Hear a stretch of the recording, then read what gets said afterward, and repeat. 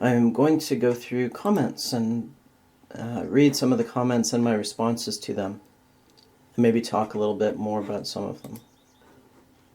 Here is one by Cats on cupcakes, nails, and mouse brains. He, I assume it's a he, said, "I am physically more dumb for having taken your lectures seriously. Your mind is undercooked, and it's patent." What does patent mean in this context? Does that mean obvious? I don't know. Anyway, I said, "How will I ever recover?"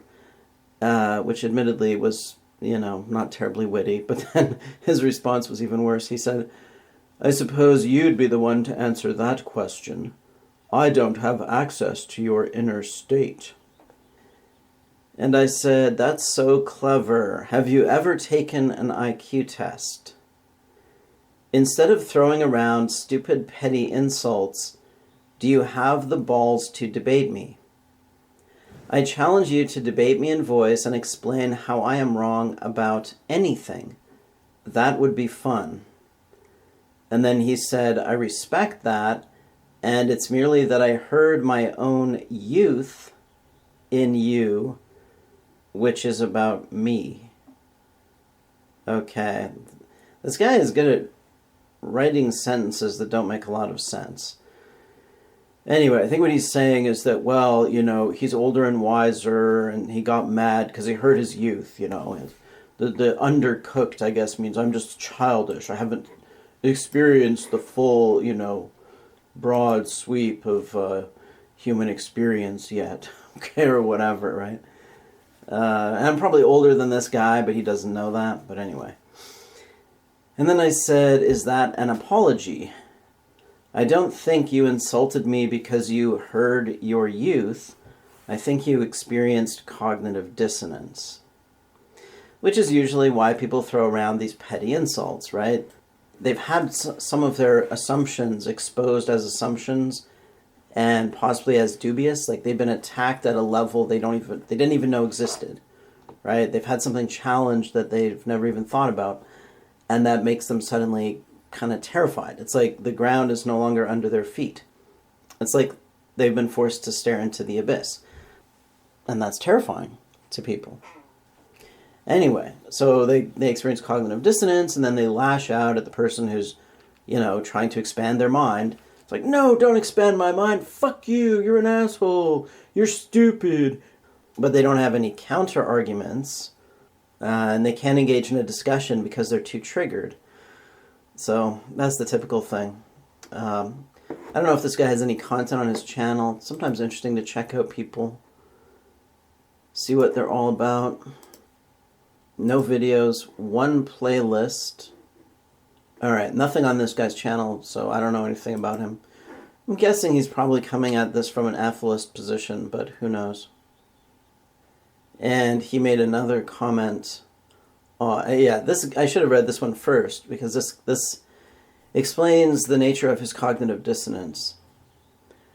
This one is on reproduction versus masturbation. He said, "You speak as if reproduction is something we must value. We have the vision to overcome our genetic imperative, and it's a good thing. The last thing we need is more people." And I said, "No, you don't have to value reproduction, but you are a reproducing machine, whether or not you value it. And whatever you value, it will be related to reproduction.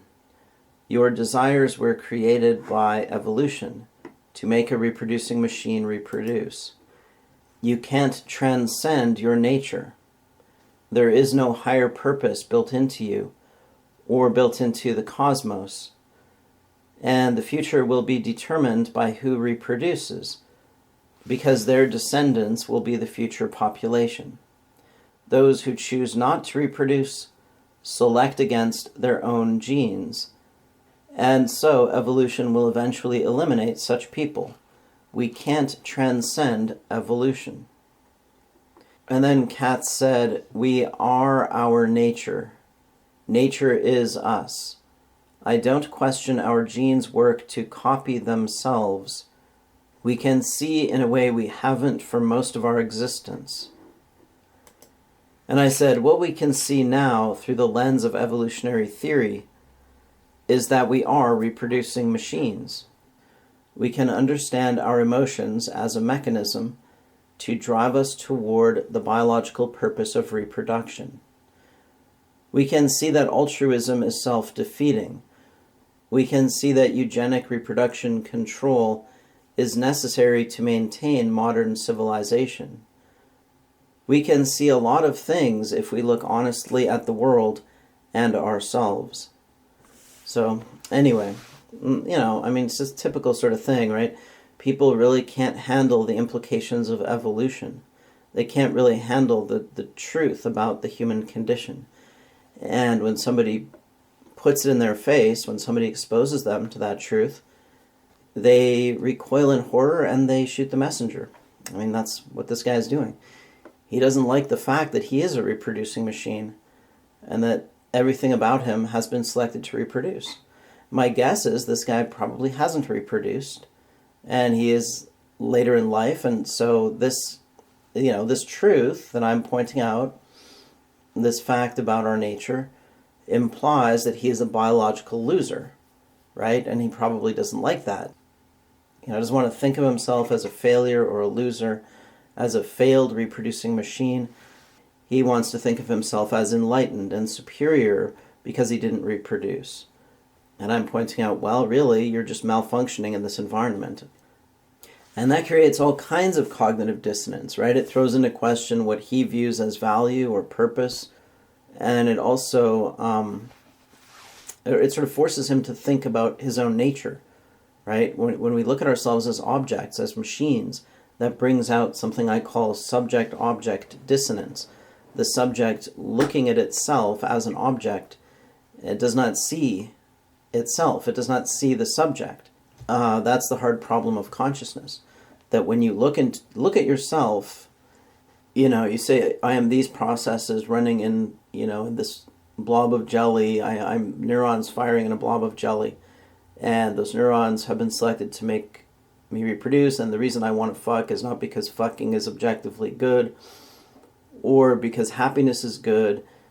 The reason I want to fuck is because that's how I reproduce. The reason I want to eat, well, that's because I need to do that to survive, and I need to survive in order to reproduce, right? So when you can trace everything back to the ultimate drive or the ultimate purpose of reproduction, that makes everything about them seem absurd or meaningless. Because they don't value reproduction, right? So this guy doesn't value reproduction subjectively, but he is a reproducing machine. So when he looks at himself, he can analyze himself and say, yes, everything about me was selected to make, to produce a new zygote or new zygotes. Everything about me is a mechanism that evolved to make an organism reproduce.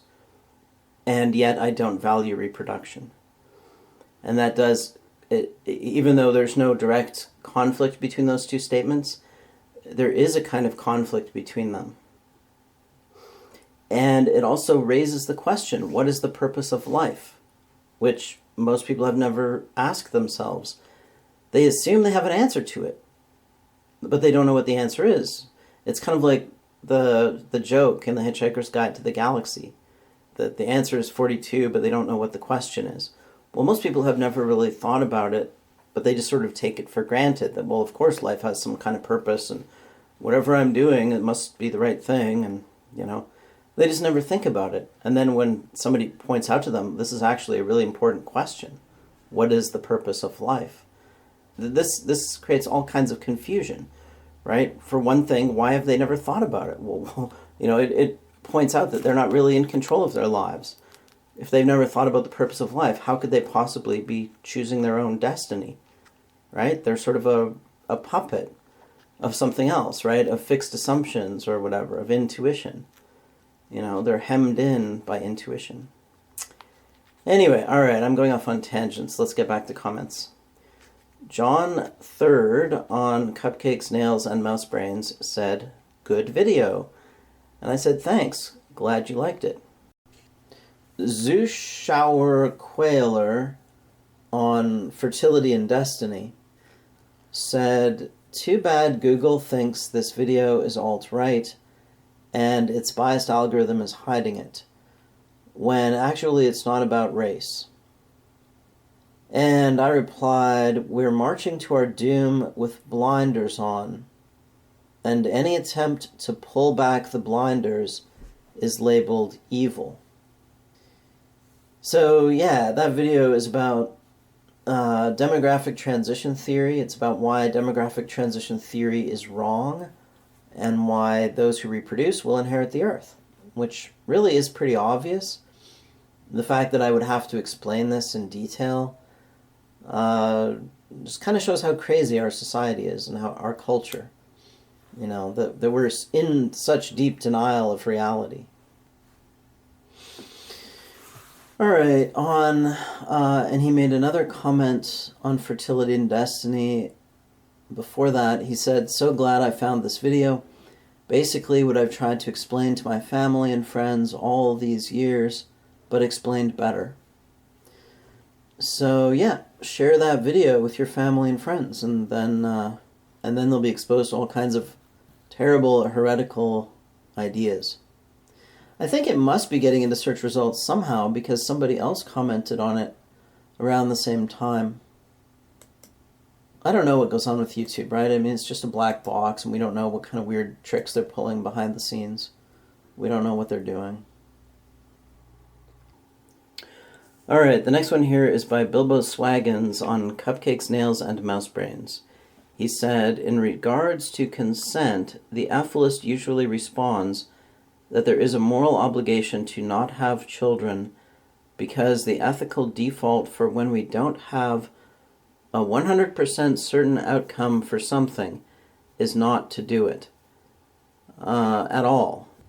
Thus, we can only have kids if we can guarantee perfection, a life free of any pain. There are tons of problems with this.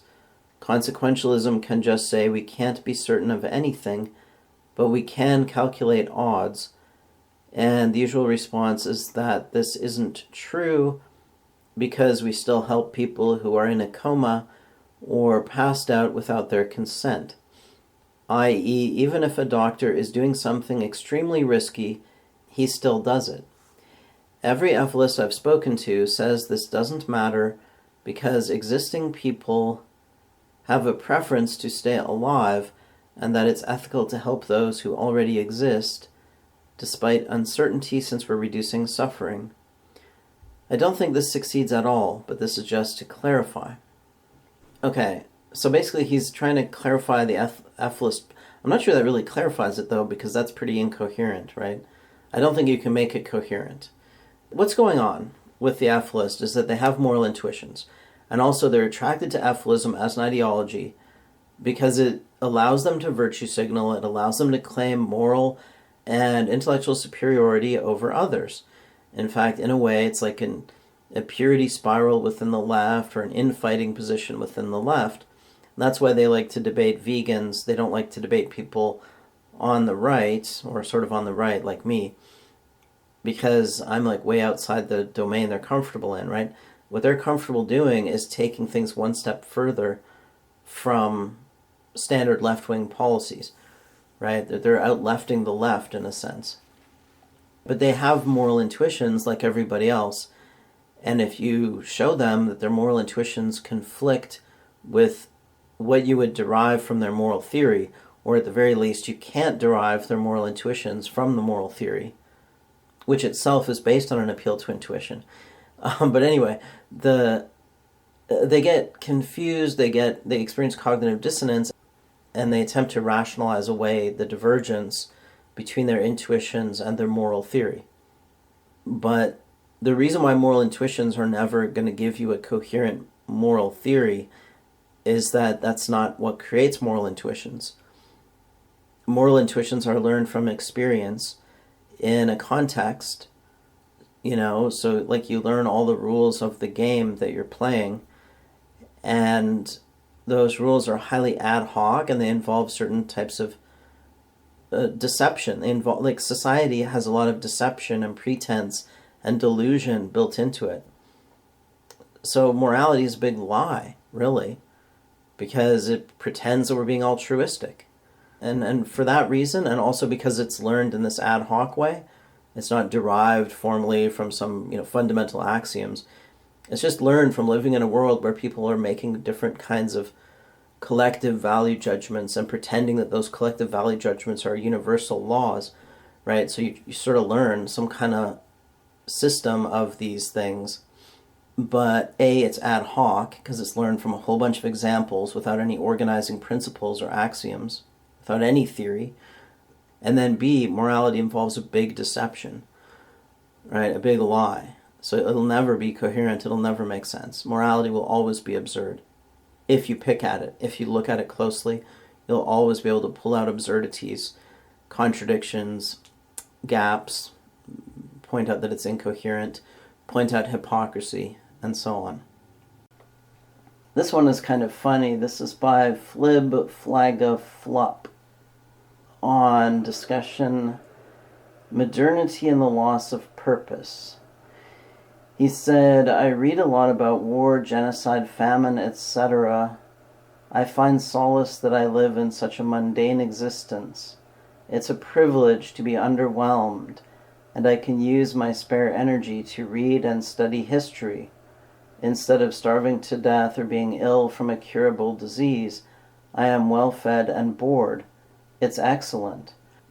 I also use the luxury of access to books on philosophy and religion to work out my own personal philosophy of how to live my life. What an absolute novelty. How many people in history could choose to tailor their own worldview instead of having a ruler or society have one religion or ideology? I can explore and dissect them at my leisure. I think one problem with modern consumerist society is that people too easily take it for granted. How hard people fought to get shelter, food security, physical security. Now people are bored and unsatisfied. There is more to do than fap and stare at screens, but that is all my peers do. Few utilize that security and freedom. Study, create, pray, build, whatever you desire, because you have the luxury to do so without being slaughtered or starving to death. A damn miracle. Now, in a way, I agree that yes, the modern world is amazing, and I am pro-modernity. I want to preserve it. I don't want to destroy it. But that doesn't mean that it doesn't come with some really big problems. And one of those really big problems is that we have to define our own purpose now, rationally. Because before, it was the necessity of solving all these little problems on a daily basis that gave people this sense of purpose. People were driven through their lives by these little cycles. A little cycle of hunger and then eat, hunger and eat, tired then sleep, get up every day, work, then go to bed, right? You got to take care of the kids. You have all these little things to do, and so you don't have time to ponder philosophy. And this guy is absolutely right that philosophy is a luxury, but it is also a burden in a sense, because it is the burden of choice. It is the burden of choosing your own purpose, choosing your own destiny, deciding what to do with your life, right? Like, all this agency comes with the burden of choice. Now you get to choose, but now you have to choose, and you don't have a way to choose. Nature didn't give you a way to make these kinds of decisions, okay? We don't have an emotion that gives us a drive to live a certain kind of life. And that's why those big questions, like what is the purpose of life, were left to religion and tradition, and, they just happened. You just lived your life the way everybody else did. So they were left to obedience and conformity, not rationality. But we have put ourselves in a position such that we have to be rational about the big questions now. That those big questions are being immanentized, in a sense. Philosophy is coming into ordinary life.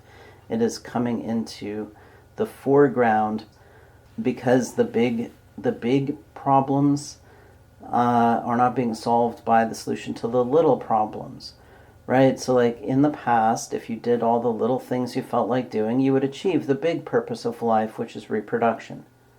But today, if you do all the little things that feel good, you don't get to that end. You don't reproduce.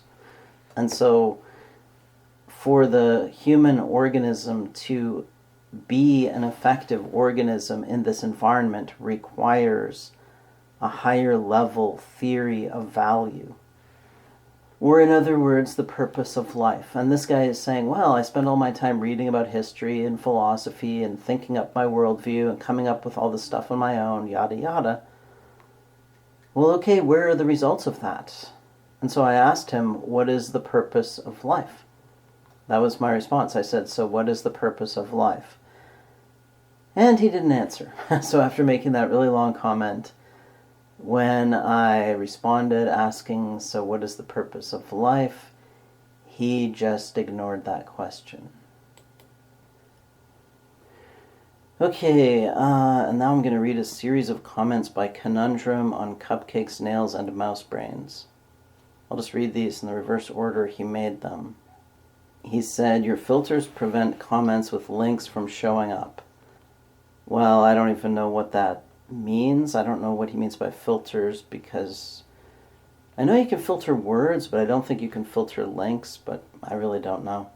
I think that's more likely YouTube deleting comments for some reason.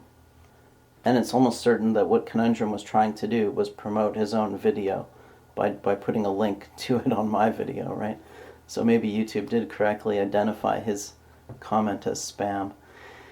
All right, anyway, then he made another comment which points to a timestamp, 47 minutes, 20 seconds, and then said, where you suggest that we can imagine a hedonic utopia.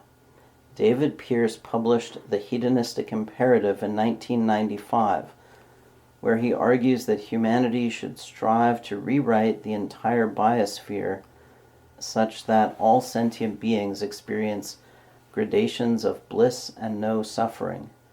You can find his talks on YouTube.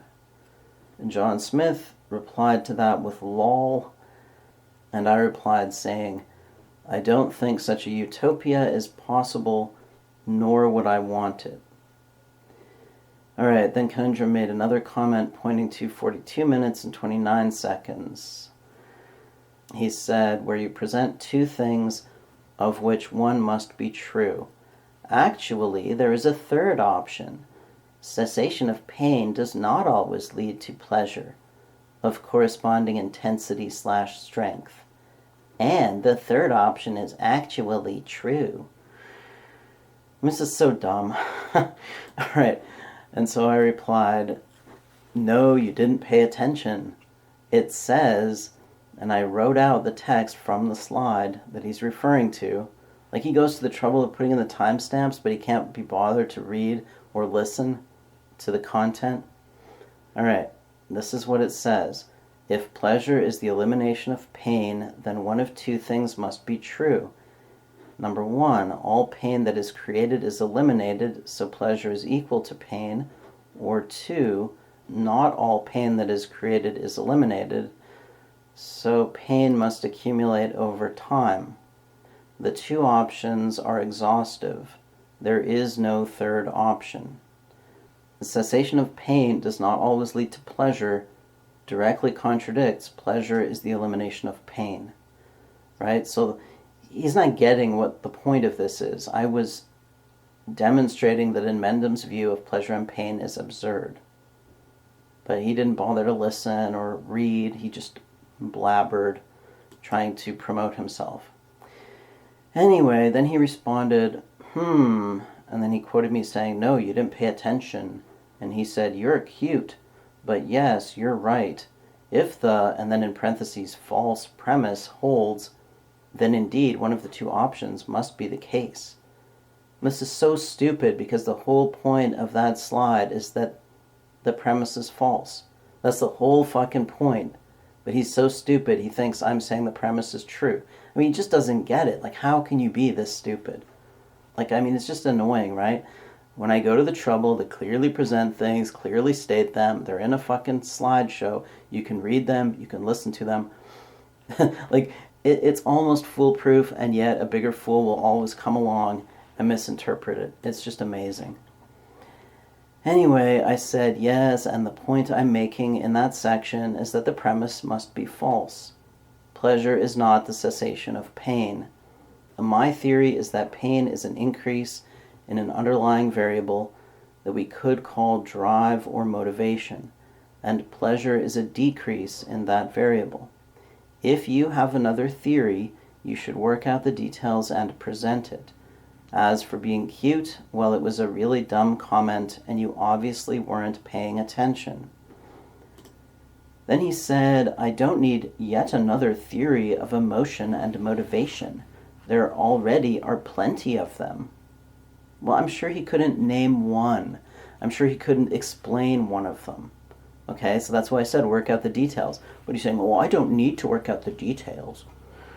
There are plenty of them out there. Yeah, like where? Where are these theories of motivation that are better? Go ahead and find me one and tell me how it's better. He's just so full of shit. All right, then he said, your theory is clearly false.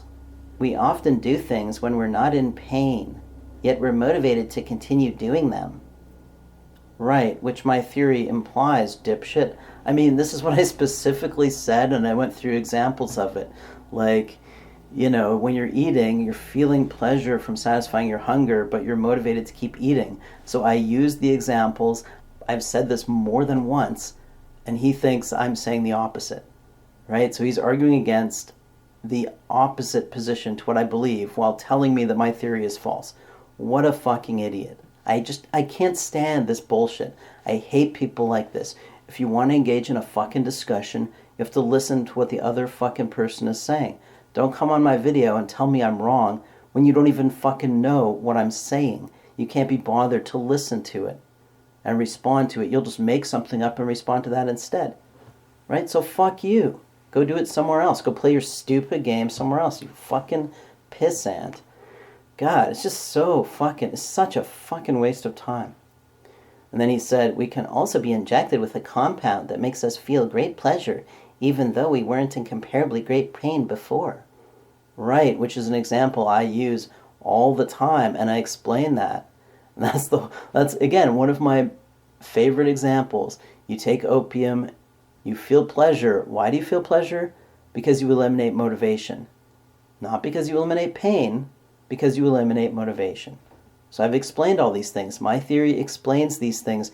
He thinks these are somehow counterexamples, when these are examples that I use to justify my theory. Anyway, he's just such an idiot. But whatever, and so I'm not going to read the rest of this because it's just a waste of time. And then I said, I've explained all this stuff before. Debate me in voice or stop wasting my time with stupid comments. All right, and then before that, he had made another comment pointing to 38 minutes and 23 seconds. He said, that's a good point about utilitarianism being in conflict with efilism in some way. But I beat you to it in my critique of efilism. And then he links to his stupid video, right? Which is the only reason he came here anyway. He's not interested in the ideas. He's not interested in having a discussion. He just wants to promote himself. Anyway, so I said, I didn't say there is a conflict between utilitarianism and efilism. There is a conflict between efilism and antinatalism. Antinatalism doesn't follow from the utilitarian moral theory of efilism. So he got it mixed up because he wasn't paying attention, because he was just trying to promote his video. Oh, where can I promote my video? Oh, right. So he said, that's a good point about utilitarianism being in conflict with efilism in some way, right? When I didn't say that, I said efilism conflicts with antinatalism. That antinatalism is deontological and efilism is utilitarian. So he didn't even get that right. Anyway, and then he responded saying, yeah, weird typo. Like that's just a weird typo. No, it's a braino. It's, you being an idiot. I can't stand this guy. He's a public subscriber to me. Whoop-de-doo. I could really do without people like that. Could really do without Conundrum subscribing to me. You know, I mean, I'd love to get him in voice for a debate, but yeah, he won't do that, right? He agreed to that and he backed out of that a while ago. He came on Discord and he was being snarky. Well, you know, he was trying to be like clever, and he posted some stupid thing, and I pointed out its logical errors, you know, the fallacies in this thing. It was some article about suffering having the greatest weight or whatever. And then he started getting all snarky and shit, and so eventually I just removed his member role so he couldn't comment in the main part of the Discord server. Because I get so tired of this shit. Like, I just get so fucking tired of it. On efilism arguing the argument, 86 Maldoror 86 said, I concede to logic informing your description of life. However, I cannot concede to the logic informing your affirmation of life. Well, my affirmation of life is really just that I made reproduction into my core value. It's a starting point, an axiom. Here's a long debate between Meat Machine and Maldoror. Or, not really debate, more of a discussion. Here's a comment by What Jedge on Cupcakes, Nails, and Mouse Brains. He said, why bother demolishing a poorly argued fringe moral theory from a mediocre mind like Mendham? There are much smarter people with more interesting ideas, including yourself. And I replied with, efilism intersects the main topics of this channel. Number 1, biological realism, or in other words, the implications of evolution. Number 2, psychology and human nature in general. Number 3, the philosophy of value/purpose. Number 4, morality, why it is a delusion. And number 5, ideology/memetics. In talking about efilism, I am talking about what I have always been talking about. What type of content are you looking for? And there are a whole bunch of other comments on this thread, most of them by Final Fantasy, and Steve Godfrey is on there too. But I'm just going to skip to the one by What Jedge. When he responded to me, he said, thanks for replying, BG. I no longer get notifications of replies, so sorry for the late response. I enjoy all of those topics, but I think you're beating a dead horse with efilism. Mendham jumps to many unjustified conclusions, and it's too easy to point out that he has no justification other than claiming his conclusions are self-evident. Well, this may be true, but this is true of everybody, right? Like, the things that Mendham believes are no more unjustified or badly justified than what almost everybody believes. Right? Like, almost everybody believes in morality, altruism. And at least in the West, almost everybody believes in hedonism. And almost everybody believes that you can have more pain or pleasure in life depending on how you live your life. In fact, most people believe in the pursuit of happiness and that it's possible to live a happy life. Okay. So in talking about efilism, I'm not just talking about efilism, I'm talking about the assumptions of the ordinary worldview of almost everybody. I'm philosophically undermining assumptions that almost everybody takes for granted. So the idea that this is just about efilism is false. What makes efilism interesting to me is that it's an attempt to be slightly more rational than the ordinary worldview of most people. Okay, it is an attempt to be more rational than leftism. Not less rational, but more rational, because it takes into account the reality of evolution. To some extent. I'm not saying Mendham is a complete biological realist. So the goal is not to beat up Mendham or beat up efilism. The goal is to bring these philosophical questions into the open. And it's easier to do that when you're contrasting them with some other attempt at an explicit worldview. So it's much easier to get at these things through efilism. And it's also interesting because it's an ideology, and ideologies are interesting in the way they work. And again, that's a more general thing, right? Feminism is an ideology, communism is an ideology, the alt-right was an ideology. So I've criticized, or MGTOW, right? I've criticized all of these ideologies. And efilism is just another ideology. But when I talk about the way in which it's an ideology, the way in which it depends on rhetoric and fallacies, again, this is a general thing. This is not specific to efilism. All right, anyway, he said, you likely have ideas about how we ought to live, not in a moral sense, and how we might adapt to modernity. He said, I understand you believe in having children, but beyond that, I don't know what else you think constitutes living a good/satisfied life. If someone is indifferent to having children, do you think they'd likely be better off having them? Well, I mean, these questions were kind of answered by the video that the videos in the efilism series.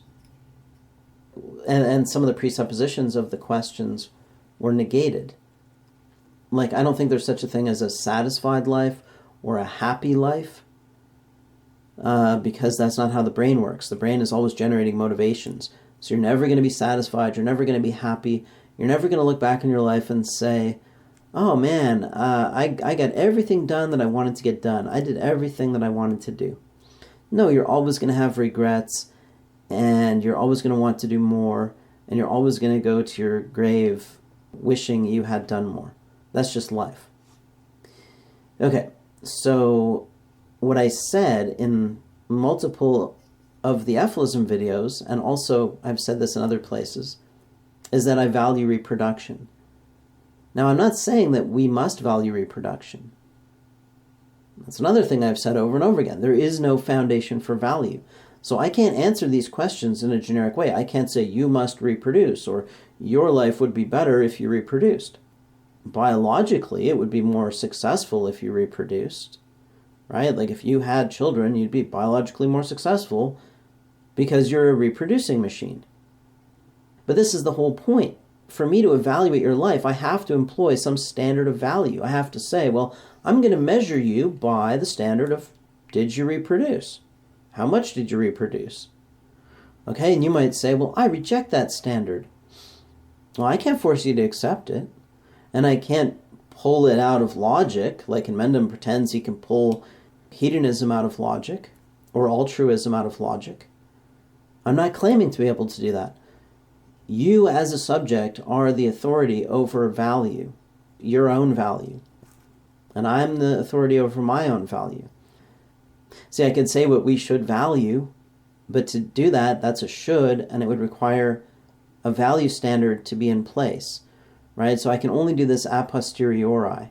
Like after the fact, I can say, well, if we believe in reproduction, then we should believe in reproduction. And that would be a worthwhile goal. But if you don't believe in reproduction, then I can't say that you should. I have no basis for making that argument, right? And this is where you get into real philosophy. At the core of philosophy, we have these self-referential loops. We have these loopy things, not like questions of truth or falsity that can be decided on some other basis. No, now we're down at the very basis of making judgments of truth and value. And so everything has this problem of circularity, and all we can do is justify things a posteriori. So, I mean, when you ask this question, if someone is indifferent to having children, do you think they'd likely be better off having them? Well, better off by what value theory? Right? I mean, you might be indifferent to having children emotionally, and that might make you a failure as a reproducing machine. So there you go, right? But that doesn't mean you have to value reproduction. There is no A priori foundation for value. I said that in the first aphorism video. There is no a priori foundation for value. I've talked about this in other videos like Lucifer's question, responding to eyes wide open. We don't have a foundation for truth and value. I talked about that in the Nihilist and the Carpenter a little bit. So this is the thing, right? If we're talking science, you can ask me what is the truth about X, and I can say this is the truth about X. But if we're in philosophy and you're asking me what is the purpose of life, I can't really answer that question. I can only define the parameters of it, the situation that we're in, that we can define it ourselves, that it's not imposed on us, that there is no a priori self-evident or imposed by logic purpose of life. That's all I can say. And then I can point out some of the implications, like, well, if you choose something that's totally against your nature as your purpose, it will not be stable. And I can point out that we are reproducing machines, so if we choose some other thing, we'll still be reproducing machines. We'll just be acting out a parody of being a reproducing machine, which I talked about when I was talking to Hamp about conundrums questions. When I was going through conundrums with Hamp, I talked about that. So anyway, I've talked about all these things quite a bit. All right, he says, I don't recall you being an egoist or a hedonist. What grounds your reasons for action? Well, we don't have a foundation. But like I said, a posteriori, after choosing reproduction as a value, now I can justify it. So, philosophically, my reasons for action are grounded in reproduction as a core value, but they're not grounded because there is no ground on which I stand. They are integrated. They are, well, you could say, unified, or I don't know what you'd call it. That is the core value. But it is not a foundation because we don't have a foundation. And that's the nature of subjectivity. That's the nature of being a subject. That's the abyss, that we don't have a foundation. So when you ask a question like that, it means you haven't stared into the abyss. You don't know the abyss is there. You're like, well, where's the foundation? Well, maybe it's this, or maybe it's that. Right? If you're asking the question, what is the foundation? Then you haven't stared into the abyss. Because the abyss is that there is no foundation. That you are your foundation. And that means you don't have anything else to stand on. You are floating in the abyss. And it's hard for people to understand that because typically when we ask and answer questions, we do so within a frame that is kind of like a foundation. It takes a bunch of things for granted. It includes a bunch of assumptions, which provide us with a kind of foundation for asking and answering questions. But in philosophy, we're getting outside of any frame, right? The most fundamental is not a good word here. the deepest or most profound questions are the ones that don't have a frame. And, getting your head around that is the biggest challenge of philosophy. And I've tried to talk about this. Now, when you say, I don't recall you being an egoist, well, I explicitly state all the time that I'm selfish and that I don't believe in altruism. So I guess I am an egoist because that usually just means selfish. That you believe that there is no morality, that you don't have, extra social obligations. So, and I've talked about that a lot. I had a video called Altruism and Selfishness. And I had many videos about that. I had how I became amoral. So yes, I'm not a hedonist because I don't value pleasure positively or pain negatively. I value reproduction. I am an egoist, which is that I don't believe that there are objective values or that I am somehow required to act for the good of others. All right, he said, you may have some interesting ideas about how society should be organized. Democracy, universal suffrage, the role of the state. Well, I have talked about these things. I mean, I talked about democracy being a tragedy of the commons. I don't really believe in universal suffrage. I believe in merit-based voting, but I've also pointed out that democracy is fundamentally flawed. However, there's not much we can do about that. It doesn't mean some other method is better. Yeah, I've talked about the role of the state. I've talked about lots of things. He says, I recall you talking about futurism and the problems of technology/modernity. Yeah, and if you want the best versions of all of the stuff that I've talked about, then you should buy my 2 books that are on Amazon. They're not super expensive. I think they're about $5 or something like that each. And they go through all kinds of stuff. So, yeah, I have talked about, going forward, like how we individually can adapt to modernity. I've talked about how we can collectively solve the problems of modernity. But core to that is the definition of problems, right? Before we can solve problems, we must define problems.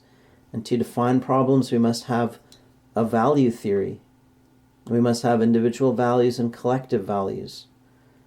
I talked about that in, I think it was called Toward Rational Humanism, or something like that, which is on my blog, but the better version of it is in the book Immanentizing the Abyss. So yeah, I've got lots of ideas. They're out there if anybody's interested. I mean, if you're really interested. And I'm not trying to pick on WhatJudge. I think I think he's been a subscriber for a long time. I remember him commenting before. I think he's a smart guy. I don't expect everybody to know everything that I've ever said or whatever. But there's no shortage of material out there, right? Like, if you really want to know what I think about stuff, it's kind of a running joke in Discord. I mean, you could join the Discord server, but it's kind of a running joke in the Discord server that I have a blog post for everything. And now that would be an article in one of the books, because I put them all together into these 2 books and cleaned up the writing and added some things and added some new things. I mean, just for the heck of it, since I'm talking about it, I'll just go through the list of things in the book that I just put out on Amazon in the winter, like around December or early January or something like that. All right. Here are all the articles in it, or chapters, I guess. The Restaurant at the End of History. Reproduction versus Masturbation. Unsatisfiable Desires. The Problem of Recognizing Problems. Dysgenics, Overpopulation, and Conventional Ignorance. The Cuck Metaphor and the Alt-Right. It's Probably Mostly Genetic. The Rise and Stagnation of Modernity. Purchasing Power Decline in Big Macs. The Sexual Underclass and Romantic Illusions. The Case Against MGTOW. Stranger in a Familiar Land. The Thermodynamics of Globalization. Rationality and Freedom. New Atheism and New Theism. Response to Eyes Wide Open. Does evolutionary theory imply genetic tribalism? Nazism. End Russophobia Now. Esprit de Corps. Behold the Gay Frog. Freedom of Speech. The Apostasy of Ryan Falk. More on Ryan Falk and First Worldism. Eugenostate versus Ethnostate. The Lion King Moral Narrative. The Rise and Fall of the Alt-Right. How to Fight the Culture War. Christchurch and Clown World. Immanentizing the Abyss. Alienation and Art. Sex, Death, and Complexity. Debate with Mr. Academic. Ph.D. Fake Research. Capitalism and Socialism. The Stock Market is a Bank. Pyramid Schemes. MMIW, a Canadian Genocide. Fake News. A Wild Cthulhu appears. RK Selection Theory is bogus. Hawaii and Ecology. The Balance of Nature. Competition in Nature. Kin Selection Theory is wrong. The Case Against Anarchism. What is morality? How did we get here? Are we running out of ideas? The Decline of Popular Culture. Here Comes Corona-chan. The Trans Paradox. Newcomb's Paradox. free will, determinism, and choice, a paradox of rationality and cooperation, George Floyd and the madness of crowds, another victory for Keck, and then finally, toward rational humanism. So that's a lot of material on a lot of topics, right? Now, most of those don't make it into like YouTube videos because I find it easier to write than to speak. And I find when I read something, it tends to fall into a monotone voice, and I also have sinus problems, and there are all these reasons why I don't make YouTube videos. But there's no shortage of ideas there, so. Anyway, not to be ranty, and I do appreciate your comment and response. So, but there you go. There's quite a cornucopia of stuff if you want to read it, and also there are lots of videos if you want to listen to them.